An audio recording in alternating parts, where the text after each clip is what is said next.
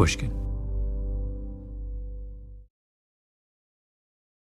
In early summer of 1999, there was a strange incident in Belgium. Products had been taken back from the market when it happened, but obviously it was already a bit too late. It began at a secondary school in a little town called Bornem, just outside Antwerp. A group of students got sick. Abdominal distress, headaches, nausea, trembling, dizziness. Dozens of kids in the first wave all ended up in the hospital. And the only commonality was that they had been eating together, but each had eaten their own sandwiches, so there was no possibility of a foodborne problem. That's Benoit Nemery. He's a medical toxicologist at the University of Leuven. He was part of the group that investigated the outbreak among the students. The only thing that they had in common is that they had drunk Coca-Cola from bottles, from a crate, and allegedly there was a strange odor in the Coke. And then the school teachers went in the different classrooms asking, is anybody feeling unwell? And drank Coca-Cola, which of course made sense at the time. But that led a few more children to report sick, to be taken to hospital. The story went national. The evening news was a montage of ambulances and worried parents. The next day, 4 more schools reported outbreaks. I mean, it was really a state of panic. Every single Coca-Cola product in Belgium was pulled from the shelves and destroyed. 30 million cans and bottles, the largest recall in Coca-Cola history. The company was in crisis. The stock price plummeted. I was transfixed by the Belgian Coke crisis. Not because I had any special interest in Coca-Cola or Belgium, but because the whole affair reminded me of another panic, something I'd lived through years before that left me baffled and frustrated. My name is Malcolm Gladwell. You're listening to Revisionist History, my podcast about things forgotten and misunderstood. The next 2 episodes are about a panic that swept the United States a quarter century ago, an outbreak of insanity.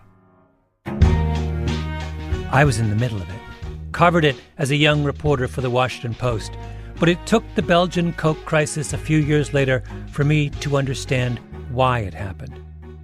Because you know what poisoned all those Belgians? Nothing.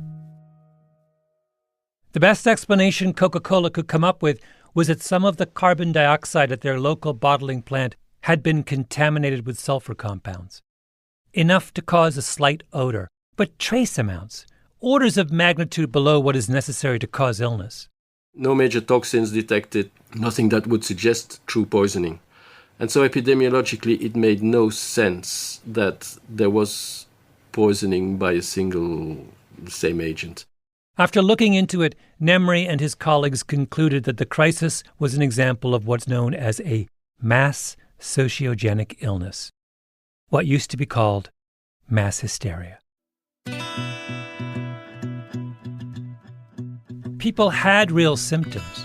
They were nauseated and vomiting and dizzy, and the initial batch of Coke served at the school in Bornem was a bit off. But the Coke didn't poison them. There was no actual connection between their sickness and the thing they thought made them sick. Nemery says that he saw another sociogenic outbreak firsthand in Soviet Georgia in 1989. Soviet troops had sprayed a group of protesters with chemical agents, a terrible incident. The strange thing, though, was that the children of the protesters had the same symptoms as their parents, even though they weren't the ones who were sprayed. In the medical literature, there are countless cases like this. A group of people, linked by some shared anxiety, come to believe they have been exposed to something malevolent. And the scary thing is that when you're in the middle of a sociogenic outbreak, when you're vomiting and running a fever after drinking your can of Coke, you have no idea, none, that the cause of your illness is all in your imagination. So she spoke, her native tongue was German, and then she spoke Hebrew, and she learned English, and she learned French, and she learned Latin. This is Mom? Yeah. Medieval French and medieval French. Medieval French. And she knew Aramaic very well. Yes. She spoke with a private teacher in high school, conversational Latin. They spoke Latin with each other. I'm at the house of Ada Hamosh, just outside of Baltimore, on her porch. She's a professor of medicine at Johns Hopkins. Next to her is her sister, Tamar, professor of medicine at Yale University. And next to Tamar, their father, Paul, retired professor of medicine at Georgetown University. Ada and Tamar are talking about their mother, Margit, also a professor of medicine at Georgetown University, until she died of cancer in 2011. And then when she got cancer, she's like, it's a little inconvenient, but it's going to be fine. It's just the way she did her whole life. And she was very, very positive. She had this amazing ability to make whoever she was talking to think that they were the single most important person in the room with the most interesting story. Margit Hamosh was born in Germany, then raised in Bucharest after her family fled the Nazis in 1936. She met her husband Paul in Israel after the war. She was the star, he was the protector. He was the cook. He was the come out of school and make sure you don't have meningitis when you can't move your neck. He came to the plays, he came to the games, he cheered us on.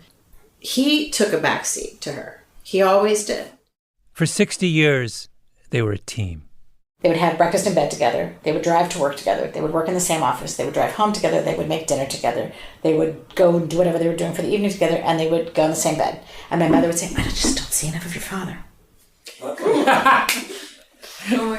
All the time. I just don't see enough of you. Yeah. Which is 24/7. Yeah. And that's what she would say. She's like, I don't know where he is. I'm like, I think he went to the bathroom, Mom. No, they were crazy. Even when they were in their 60s, they always read the paper on a Sunday morning, and we had a big window in front of the house. And the opera. Yeah. And so they would read the paper, and they would chase each other around, like kids in love. I'm like, okay, guys, you're 65. We've had enough. All right, come on, all right. Yeah, it was bizarre. It was very bizarre. Margit Hamosh discovered an enzyme critical for newborn digestion, became an expert on human milk and nutrition, lectured all over the world, ran a major laboratory at Georgetown, funded by millions in research grants from the National Institutes of Health. An intellectual, elegant and cultured. Even when she had 3 children, a full-time job, and everything else, they went out at least 3 times a week to a play or a concert or a performance every week. One weekend day was in the museums, the other weekend day was cooking for the week. On Saturday afternoon, the opera was on, and if you made a sound, you were dead. Mm-hmm. So you took a nap from 2 to 5. Yeah, live from Lincoln Center.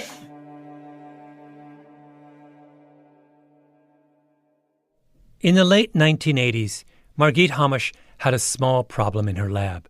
Nothing major, a disagreement with one of her researchers. The researcher quit, then she changed her mind, wanted her job back. The Hamoshes rehired her. The second time around, the researcher grew even more disgruntled. She ended up making a series of accusations. Georgetown launched an investigation. Hamosh was cleared. But the researcher then appealed her case to the National Institutes of Health, the institution that funded Hamosh's research. Because the NIH gives out billions of dollars in research grants, they have a mechanism to ensure their money is used appropriately. In those days, it was an investigative unit called the OSI, the Office of Scientific Integrity. When universities could not resolve disputes on their own, the OSI would step in and take the case. That's what happened with Hamosh. The OSI investigated and wrote a report. Several people asked me, what is this all about? And the truth is that I really didn't know what it was all about, in the sense that, there was a lot of ranting and raving going on. Now let me ask you this. When was the last time you heard about an internal laboratory dispute between medical researchers working in some esoteric corner of human physiology? Unless you're a scientist, I'm going to guess never. People in academic laboratories work long hours in close quarters. The pay is low. You can spend years on an experiment with little to show for it. You might see the person next to you get a job or publish a paper or win an award that you think you deserved. Competition for funding is intense. Labs are stressful places. So what? That's why scientists publish their results, to work out disagreements among themselves. Fights rarely go public, except during a brief period in the early 1990s, the window of insanity, when everything went public. Back then, I was on a team of science writers at the Washington Post. We called ourselves the Pod. We wrote about medicine and physics and psychology and covered the health bureaucracy, the NIH, the Food and Drug Administration, the CDC. And what were we obsessed with? Not just us, but our counterparts at other newspapers as well? Science fraud. There was the Baltimore case, an insanely complicated allegation against the Nobel Prize winner David Baltimore. The Gallo case, an unbelievable tale of the AIDS virus and a lab theft. The Cleveland Clinic case. It never ended. Leaks, lawsuits, page one stories, big headlines. A science writer at the Chicago Tribune, a reporter named John Crutzen, wrote 80,000 words on the Gallo case. 80,000 words for a newspaper. I have written books that aren't 80,000 words. There was a 9-hour congressional hearing entirely devoted to a scientific paper entitled Altered Repertoire of Endogenous Immunoglobulin Gene Expression in Transgenic Mice Containing a Rearranged Mu Heavy Chain Gene. 9 hours, during which congressmen attempted to sound intelligent on the subject of transgenic mu products. Then, in the middle of all of this, Margit Hamosh. I never met her, but for some reason, out of all the cases that bubbled up in the great science panic, hers was always the case that affected me the deepest. It made me angry in ways that will take the better part of this episode and the next to explain. Why did Margit Hamosh choose to spend her life in a laboratory out of all the things she could have done? It's not hard to imagine. She was a refugee from Nazi Germany. You know, there were times when I remember vividly, I interrupted my mother because, I don't know, I was in 6th grade and a boy dumped me or something. I said, Nikki dumped me, and she looked at me and she said, you know, at your age, I was, in an air raid shelter, wondering what I was going to eat. A laboratory offered order and certainty and safety after all she'd been through. What happens outside the laboratory doesn't matter. And then, out of the blue, the outside world does matter. A routine disagreement with someone in her lab turned into a national story. Margit Hamosh has been forced to defend herself against charges of falsifying data, plagiarism, and mismanaging research in her laboratory. Washington Post, January 22nd, 1991. Written by one of my colleagues. I'm not going to say who because I think that any of us back then could have written it. It was what we did. I remember vividly when the paper came out, and one of my friends said, have you seen this paper? Have you seen this article? And I said, what article? And they're like, did your mom commit scientific fraud? I'm like, no, what are you talking about? And I read it and I was like, gosh, this is bad. It was bad. The Hamoshes didn't want to talk at first. They told me they didn't want to dig up all those memories. I was married to her 57 years. Mm-hmm. It's a long time. And I was her protector. They had a completely symbiotic relationship. And he couldn't protect her from this. It was really bad. And that I couldn't protect her in this particular case. Paul Hamosh could not protect Margit anymore. She had been swept up in a panic.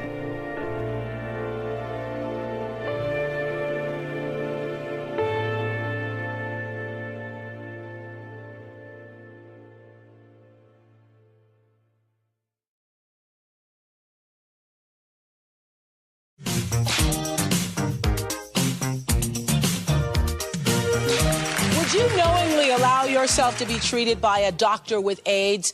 It's been just over a year since dentist David Acer died of AIDS in Florida, and he left 5 of his former patients with the disease of AIDS. The Oprah Winfrey Show, September 1991. Oprah's guest is 23-year-old Kimberly Bergalis, one of 5 patients infected by Dr. Acer. Has there been any clarification, Kimberly, on how you contracted the disease? Was there a cut, or was the doctor cut, or was it transmitted through the instrument, or what is it? Have you been clarified on that as yet? No, we haven't. You don't.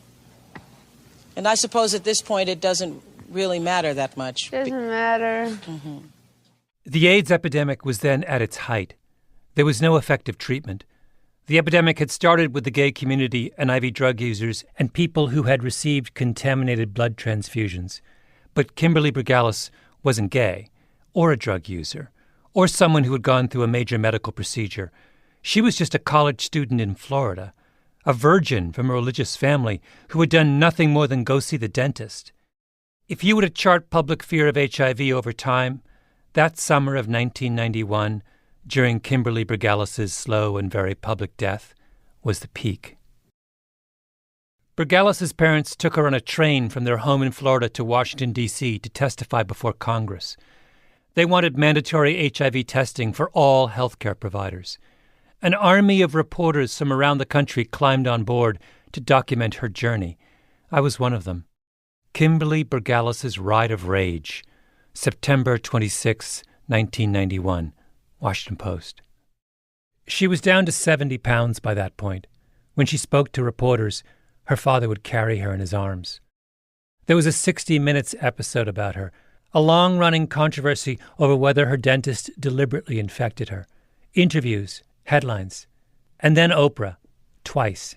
Now, in a recent letter to Florida health officials, Kimberly Bergalis makes it clear who she thinks is responsible for her having this disease. In an excerpt, Kimberly states, "Who do I blame? Do I blame myself? I sure don't. I never had a blood transfusion. I blame Dr. Acer and every single one of you bastards," she says. "I'm dying, guys. Goodbye." Really, we all just are interested in knowing, first of all, how you are feeling and how are you doing? Well, I'm walking with assistance right now. Mm-hmm. And I'm eating a lot. Mm-hmm. I'm still pretty weak. Mm-hmm. But I feel better. A few months later, she was gone. The great anxiety of the early AIDS epidemic was that science and the medical establishment had failed us. They hadn't protected us. And the Bergalis case embodied that fear. We get a lot of abuse from your medical establishment. I think that's one of the most frustrating things. When Kimberly appeared on Oprah the final time, her mother Anna was by her side. You know, my daughter dying, they realize that she is dying. They realize that she is dying because of the medical establishment, the civil liberties, the gay activist groups, and they're not doing anything. You know, I'm not emotional. I'm not hysterical. I am enraged. 10 years into the AIDS epidemic, people had found their culprit, the medical establishment. Now, of course, just a few years later, the same medical establishment that everyone was blaming in 1991 would figure out how to treat HIV. And the thing that was so scary, infection by a healthcare provider, would turn out to be a one-off, incredibly rare. But no one knew that in the summer of 1991. All we had was fear and anger. And once you start seeing something dark in the motives of people in white coats, it doesn't end. Every disagreement, every anomaly, every molehill becomes a scandal. Welkom in het journaal van 7 uur. Dit zijn de hoofdpunten. Eerst worden de veevoederfabrikanten onderzocht als er bij hen geen dioxine of PCB gevonden wordt. That's exactly what happened with the Belgian coke hysteria. A few months earlier, Belgium had been through a crisis. Chickens in farms across the country had fallen ill. Their feed had gotten contaminated with dioxin, one of the most toxic of all chemicals. No, it was major. It's probably one of the biggest food scares in, I would say, maybe in history. Benoit Nemery, the toxicologist, was in the middle of it. The Belgian government had to recall anything that might possibly have been in contact with the contaminated feed. Eggs, chicken, beef. The news was filled with talk about how extraordinarily dangerous dioxins are, how even trace amounts can cause cancer. Every day on television you could see animals that were being slaughtered and dumped into mass graves. En de vernietiging op een heel specifieke wijze, dat wil zeggen aan een 1400 graden temperatuur, zodanig dat de dioxine afgebroken is. Then, a few weeks later, a batch of coke smells a little funny, and the panic starts. A panic born entirely in the imagination of terrified children and their parents and teachers. School children being poisoned by Coca-Cola, which is again one of the biggest symbols of our modern food. And so that was really the sort of cherry on that rotten cake. Epidemics of fear repeat themselves. You start with dioxin, you end up with Coca-Cola. You start with Kimberly Brigalis, you end up with Margit Hamosh. First time is tragedy, second time is farce. On March 22, 1991, the Washington Post published its second article on the Hamosh case. It began the way all the science fraud stories of that era began, with a call to authority. Quote, "The National Institutes of Health has concluded that a top scientist at Georgetown University Medical Center committed scientific misconduct by knowingly submitting false information in applying for 2 federal research grants." End quote. This is now 2 months after the first big piece on the Hamosh case in the Washington Post. The Office of Scientific Integrity has finished its investigation and found her guilty. Maybe because this was a story written by someone else, and maybe because I could see it with fresh eyes, but I remember reading the piece and reading it again and wondering, what is this? Something's wrong. This was the point I became a skeptic. First thing, so it sounds like there was some kind of formal hearing which ruled against Margit Hamosh, right? Actually, no. Here's the way things worked at the Office of Scientific Integrity. They would interview both parties to a disagreement, write up their findings, and then just leak them to the press. Someone in the office would slip his or her favorite reporter a package of documents, stamped something like confidential, or for internal use only, or simply draft, put inside plain brown envelopes. I got them, we all got them. Now, if you scroll down to the second to last paragraph in the Washington Post piece, you'll come to this. Hamosh, who is chief of the Division of Developmental Biology and Nutrition in Georgetown's Pediatrics Department, will have an opportunity to review the report and submit a written rebuttal. End quote. Will have an opportunity. She hadn't seen it. And also, submit a written rebuttal. The OSI had concluded Margit Hamosh was a fraud without showing her the evidence or letting her respond. I remember once, not long before this, doing another story on a science fraud case. I called the attorney for the accused, and he said, well, I can't comment because I have no idea what my client is accused of. I took my leaked OSI report out of its plain brown wrapper, photocopied it, and sent it over to him. No part of that transaction had seemed weird to me at the time. Now, the most important question of all. What was it that Margit Hamosh did? What was her alleged fraud? I have been going on and on about this case for a good half hour now, and I haven't told you. You know why? Because we didn't know. You won't find a good explanation in the Washington Post story of March 22nd, 1991. Just vague mentions of an experiment involving rabbits. Well, let me tell you the final accusation against Margit Hamosh. At the end of a 20,000-word NIH grant application, in a section that was completely peripheral to the subject of her grant request, Margit Hamosh wrote the following sentence. Last but not least, we are presently using the newborn rabbit as an animal model for total parenteral nutrition. After scrutinizing every word of her grant application, the OSI said that's wrong. Because at the time Margit Hamosh wrote the grant, she didn't actually have the animal model up and running. She wasn't presently using newborn rabbits. Their understanding of the word presently was it stands as a synonym for currently. Hamosh's defense was she had designed the rabbit experiments, she had received the money to conduct those experiments, she had obtained the special surgical equipment to run the rabbit experiments, and she had begun collecting the necessary preliminary data on the rabbits prior to the experiment. She was going to do the rabbit experiments presently. She was using presently as a synonym for shortly, which is the way that it is often used in British English. The doctor will be with you presently. That's it. Her crime was not writing the more conventional, we will shortly be using the newborn rabbit as an animal model. Or maybe shifting the word presently to the end of the sentence, which is the one place where in American English we will accept the British definition of presently. We will be using the newborn rabbit as an animal model for total parenteral nutrition presently. But I don't know. She was born in Germany. She was educated in Israel. English is her 7th language.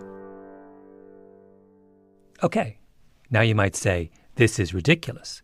Still, ridiculous cases sometimes happen. So what? But after Hamosh, it dawned on me that they were all like this. All the science fraud cases that we had become obsessed with. Like the case of Mika Popovic, a virologist at the NIH, the scientist who figured out how to grow the AIDS virus in the laboratory, without which nothing, no subsequent research on HIV would have been possible. Here he is as a bit character in a film adaptation of And the Band Played On. Popovic here, yes. Yes, who's calling? At a time when people knew nothing about HIV except that it was the most murderous virus anyone had ever seen, Popovic slaved away in the laboratory hours on end, working with samples of HIV-infected blood with his hands. Anything? How can I isolate this virus if I just can't keep the cells alive? Popovic was also accused of fraud. Why? Because in a chart in the paper where he first described growing the AIDS virus, Popovic 8 times used the initials ND in the place of a number. The chart's legend said ND meant not done. The OSI said, wait, you did do those experiments. That's fraud. Except Popovic's English is bad. Somebody helped him write the paper, and that person put in the footnote about ND meaning not done.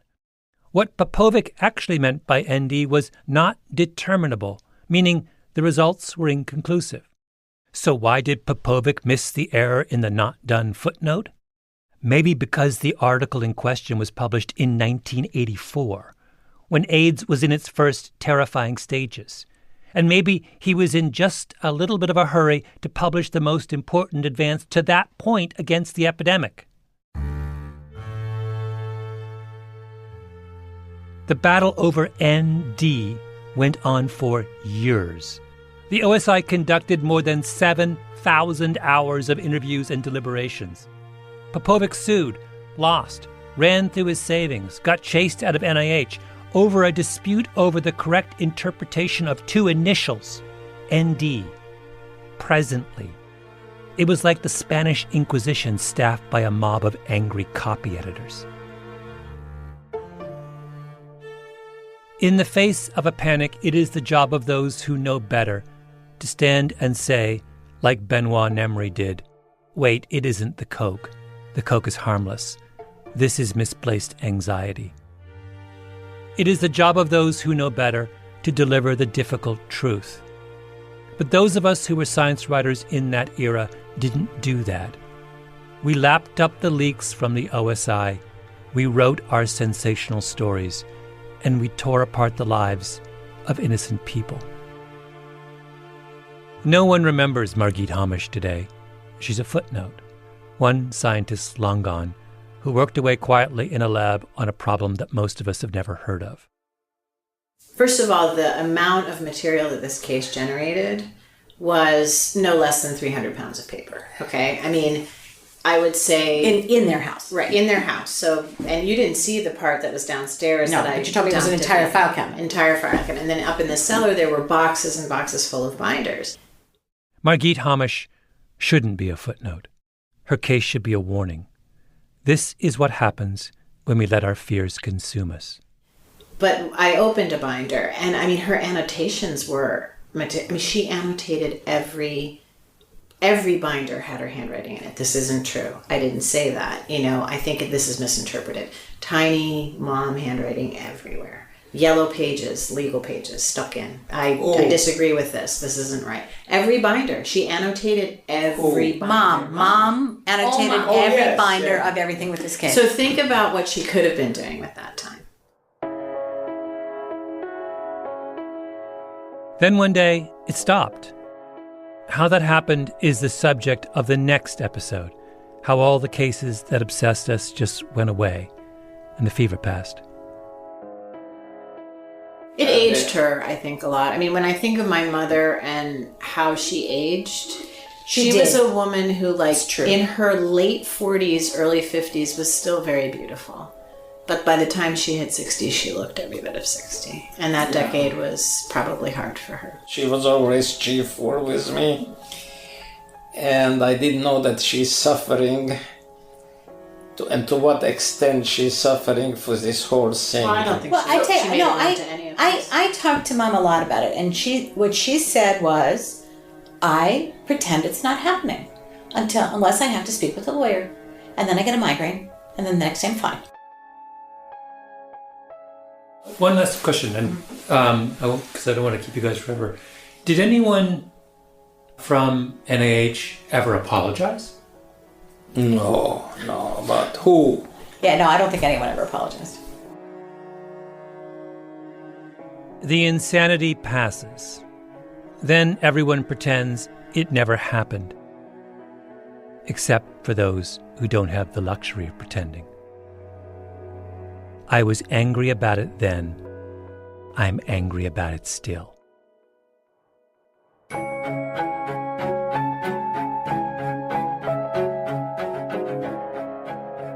Revisionist History is a Panoply production. The lead producer is Mia Lobel with Jacob Smith and Camille Baptista. Our editor is Julia Barton. Flawn Williams is our engineer. Fact-checking by Beth Johnson. Original music by Luis Guerra.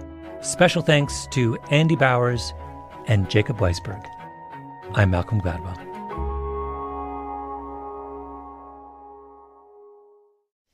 Even when she was dying, I took her in a wheelchair to the Kennedy Center as much as I could. She needed to see art.